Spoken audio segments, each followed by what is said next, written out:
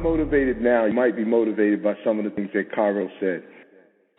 First of all, he was 5 years old when you began your professional career.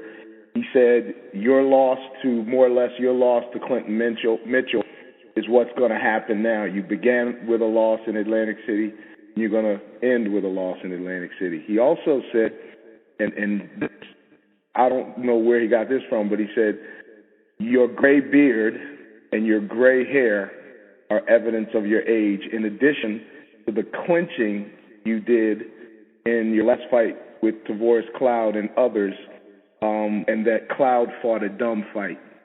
Your reaction?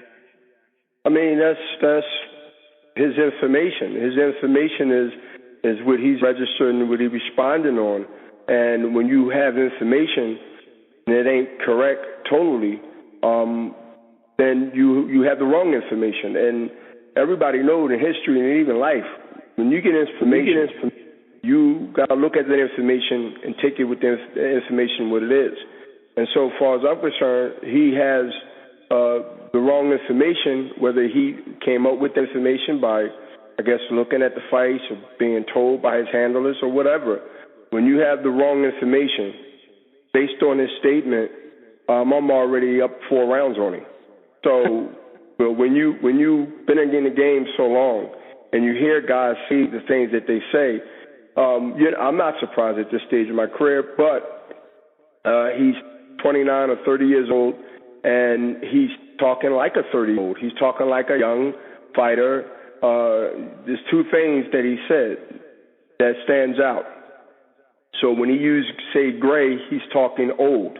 Well, y'all heard that before, and obviously he's not paying attention to the guys that I fought was 10 years younger than him, or at least 8 or 9 years younger than him. So you got to erase that. Then he's looking at, okay, he clinches and he holds. To me, that was an all-defensive fight to the T, a masterpiece. But he sees something different that others didn't see or even think there was something I was doing inappropriate. So when you're young, you try to find excuses why a 40-year-old guy shouldn't beat you. And when you get in the ring, you realize you're in the ring with me. And you see that it ain't as easy as you might see.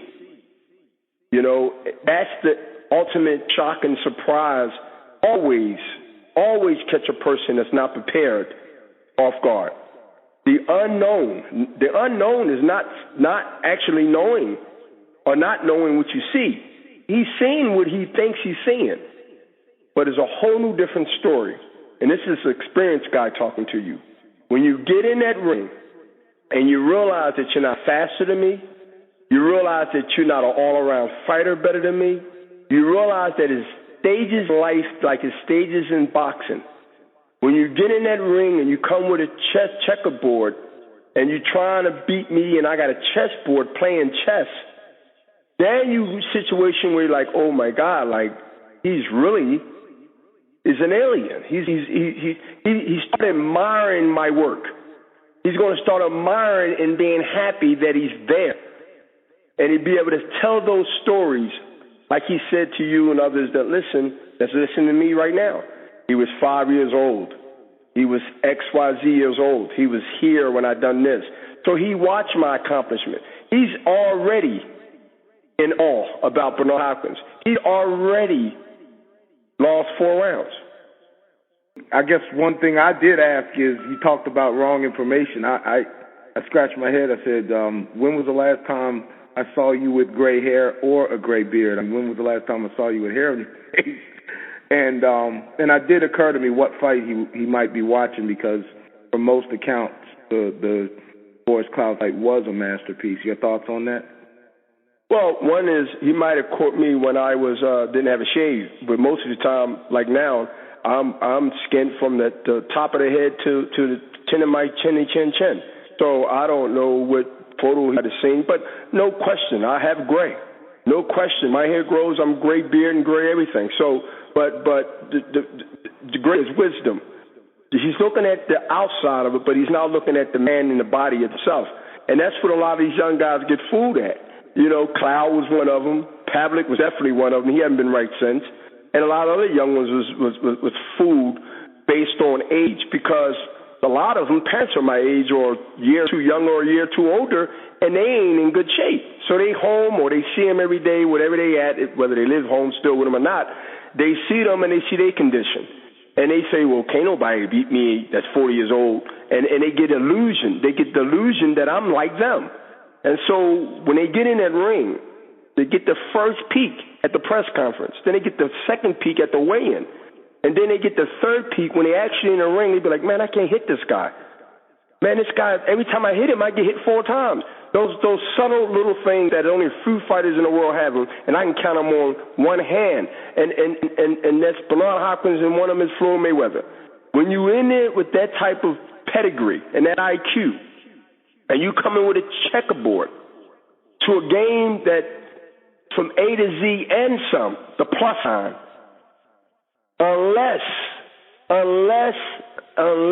I completely discontinue this blackout of knowledge the night of the fight, he has a chance.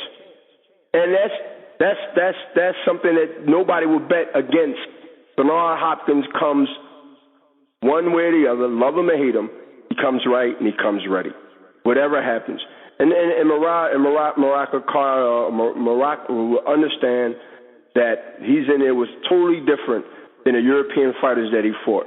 So welcome to the United States. It's a whole different ball game. It's a whole different style. He haven't been in the ring with anybody with the attributes and the skill level and the knowledge of a Bernard Hopkins.